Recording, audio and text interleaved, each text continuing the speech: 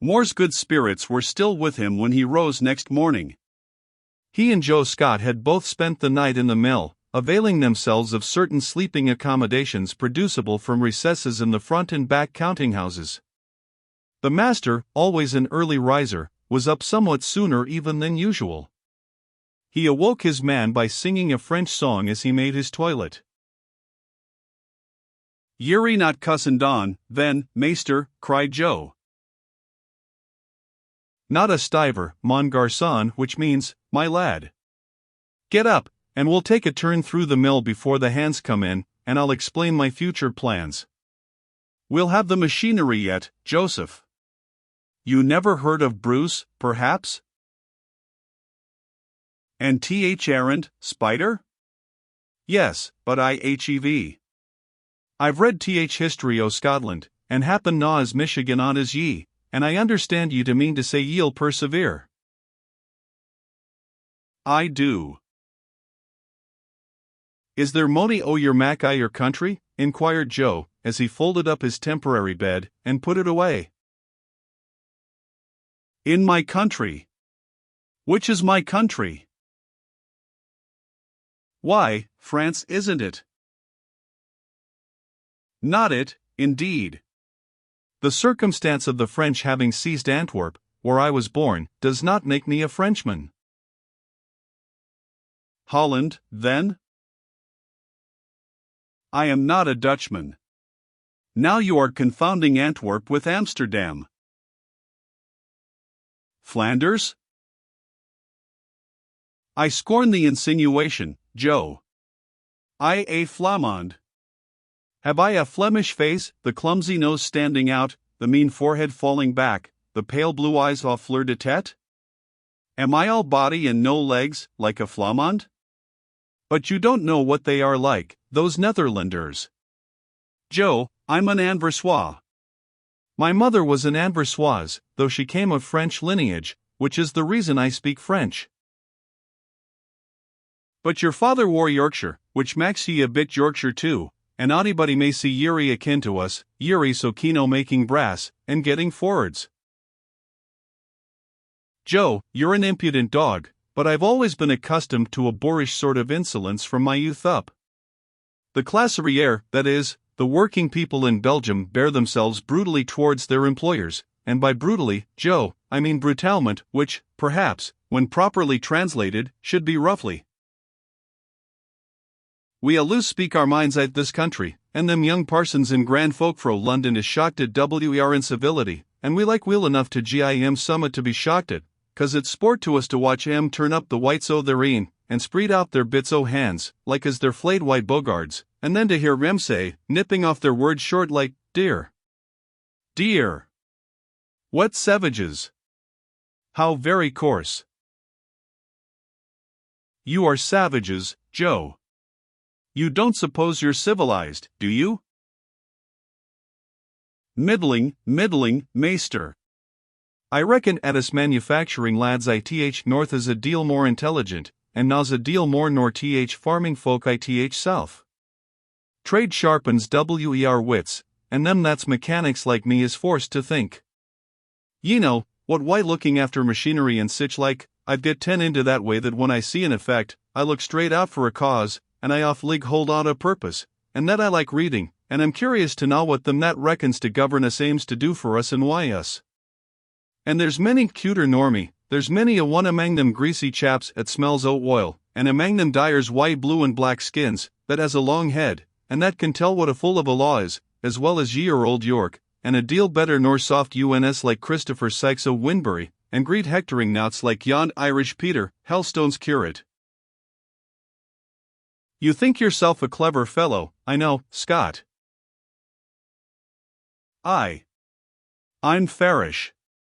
I can tell she's fro chalk, and I'm very well aware that I've improved sich opportunities as I have had, a deal better nor some it reckons to be abun me, but there's thousands I Yorkshire that's as good as me, and a 2-3 that's better.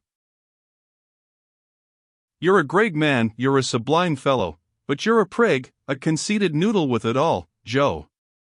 You need not to think that because you've picked up a little knowledge of practical mathematics, and because you have found some scantling of the elements of chemistry at the bottom of a dying vat, that therefore you're a neglected man of science, and you need not to suppose that because the course of trade does not always run smooth, and you, and such as you, are sometimes short of work and of bread, that therefore your class are martyrs, and that the whole form of government under which you live is wrong. And, moreover, you need not for a moment to insinuate that the virtues have taken refuge in cottages and wholly abandoned slated houses. Let me tell you, I particularly abominate that sort of trash, because I know so well that human nature is human nature everywhere, whether under tile or thatch, and that in every specimen of human nature that breathes, vice and virtue are ever found blended, in smaller or greater proportions, and that the proportion is not determined by station. I have seen villains who were rich, and I have seen villains who were poor, and I have seen villains who were neither rich nor poor, but who had realized Agar's wish, and lived in fair and modest competency. The clock is going to strike 6. Away with you, Joe, and ring the mill bell. It was now the middle of the month of February. By 6 o'clock therefore dawn was just beginning to steal on night, to penetrate with a pale ray its brown obscurity, and give a demi-translucence to its opaque shadows. Pale enough that ray was on this particular morning, no color tinged the east, no flush warmed it. To see what a heavy-lid day slowly lifted, what a wan glance she flung along the hills, you would have thought the sun's fire quenched in last night's floods.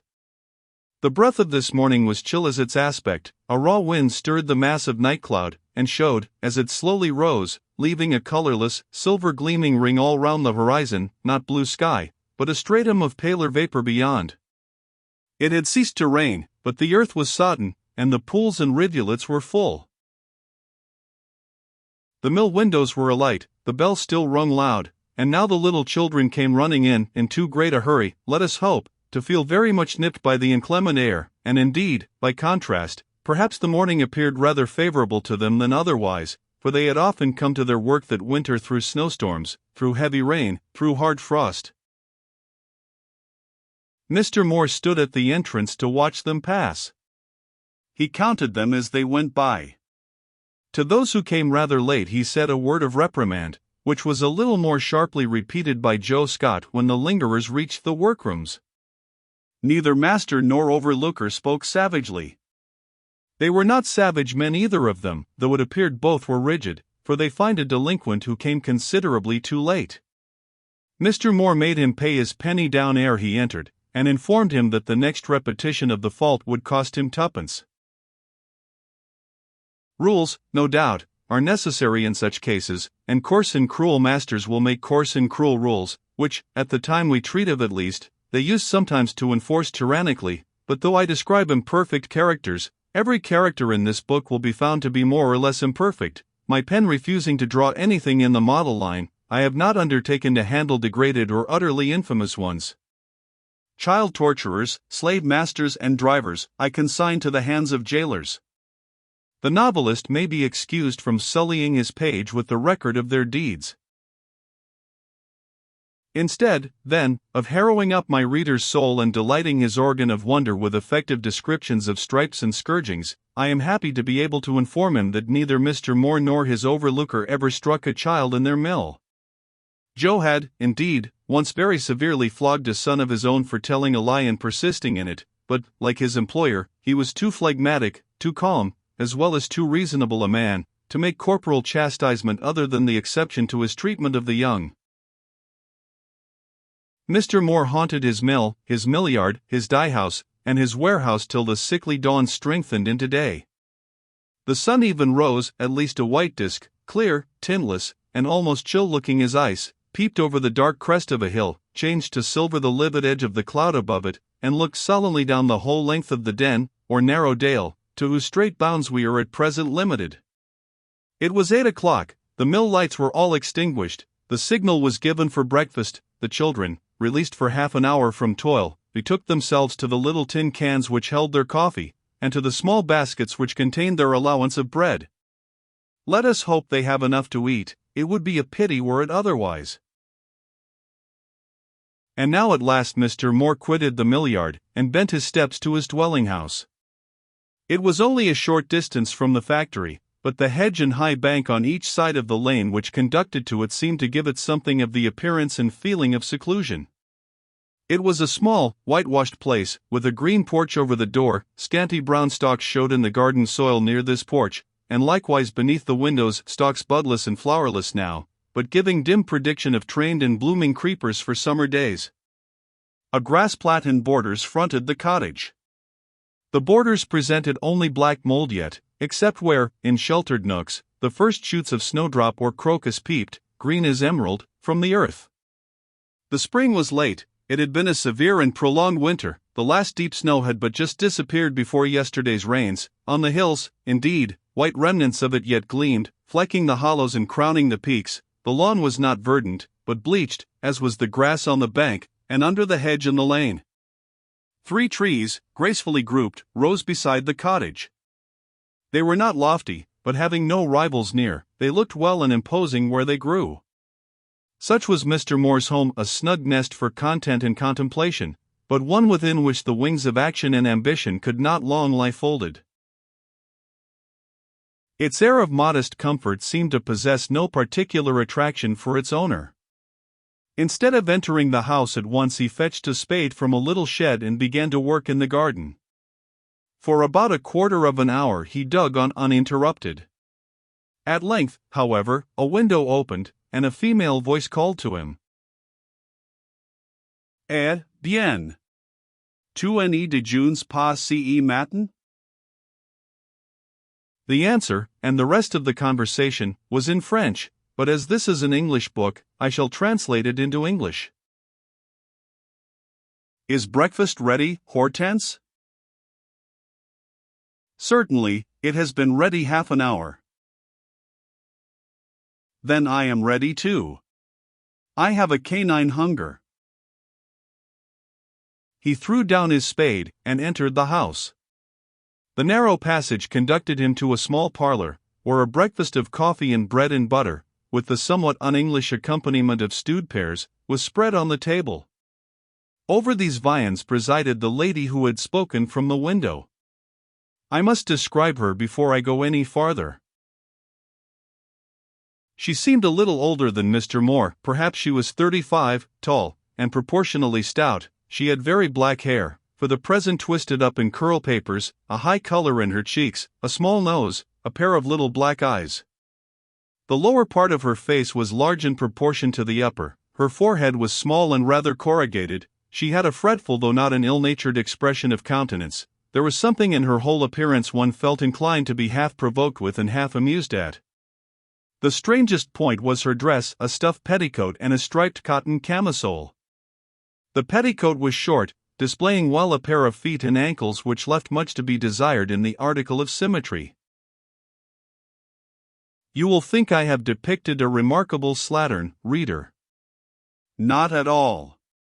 Hortense Moore, she was Mr. Moore's sister, was a very orderly, economical person. The petticoat, camisole, and curl papers were her morning costume, in which, of forenoons, she had always been accustomed to go her household ways in her own country. She did not choose to adopt English fashions because she was obliged to live in England. She adhered to her old Belgian modes, quite satisfied that there was a merit in so doing. Mademoiselle had an excellent opinion of herself, an opinion not wholly undeserved, for she possessed some good and sterling qualities, but she rather overestimated the kind and degree of these qualities, and quite left out of the account sundry little defects which accompanied them. You could never have persuaded her that she was a prejudiced and narrow-minded person, that she was too susceptible on the subject of her own dignity and importance, and too apt to take offense about trifles, yet all this was true. However, where her claims to distinction were not opposed, and where her prejudices were not offended, she could be kind and friendly enough. To her 2 brothers, for there was another Gerard Moore besides Robert, she was very much attached. As the sole remaining representatives of their decayed family, the persons of both were almost sacred in her eyes. Of Louis, however, she knew less than of Robert. He had been sent to England when a mere boy, and had received his education at an English school. His education not being such as to adapt him for trade, perhaps, too, his natural bent not inclining him to mercantile pursuits, he had, when the blight of hereditary prospects rendered it necessary for him to push his own fortune, adopted the very arduous and very modest career of a teacher. He had been usher in a school, and was said now to be tutor in a private family. Hortense, when she mentioned Louis, described him as having what she called emotions, but as being too backward and quiet. Her praise of Robert was in a different strain, less qualified. She was very proud of him. She regarded him as the greatest man in Europe. All he said and did was remarkable in her eyes, and she expected others to behold him from the same point of view. Nothing could be more irrational, monstrous, and infamous than opposition from any quarter to Robert, unless it were opposition to herself. Accordingly, as soon as the said Robert was seated at the breakfast table, and she had helped him to a portion of stewed pears, and cut him a good-sized Belgian tartine, she began to pour out a flood of amazement and horror at the transaction of last night, the destruction of the frames. Quelle idée! To destroy them. Quelle action honteuse! On voyait bien que les ouvriers de ce pays étaient à la fois bêtes et méchants. C'était absolument comme les domestiques anglais, les servantes surtout, rien d'insupportable comme cette Sarah, par exemple. She looks clean and industrious, Mr. Moore remarked. Looks. I don't know how she looks, and I do not say that she is altogether dirty or idle, mais elle est d'une insolence. She disputed with me a quarter of an hour yesterday about the cooking of the beef. She said I boiled it to rags, that English people would never be able to eat such a dish as our bouillie, that the bouillon was no better than greasy warm water, and as to the choucroute, she affirms she cannot touch it. That barrel we have in the cellar, delightfully prepared by my own hands, she termed a tub of hogwash, which means food for pigs. I am harassed with the girl, and yet I cannot part with her lest I should get a worse. You are in the same position with your workmen, pauvre cher frère. I am afraid you are not very happy in England, Hortense. It is my duty to be happy where you are, brother, but otherwise there are certainly 1,000 things which make me regret our native town. All the world here appears to me ill-bred, mal à l'aise. I find my habits considered ridiculous. If a girl out of your mill chances to come into the kitchen and find me in my jupon and camisole preparing dinner, for you know I cannot trust Sarah to cook a single dish, she sneers. If I accept an invitation out to tea, which I have done once or twice, I perceive I am put quite into the background. I have not that attention paid me which decidedly is my due. Of what an excellent family are the Gerards, as we know, and the Moores also. They have a right to claim a certain respect, and to feel wounded when it is withheld from them. In Antwerp I was always treated with distinction. Here, one would think that when I open my lips in company I speak English with a ridiculous accent, whereas I am quite assured that I pronounce it perfectly. Hortense, in Antwerp we were known rich, in England we were never known but poor.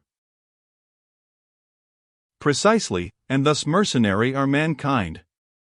Again, dear brother, last Sunday, if you recollect, was very wet. Accordingly I went to church in my neat black sabots, objects one would not indeed wear in a fashionable city, but which in the country I have ever been accustomed to use for walking in dirty roads.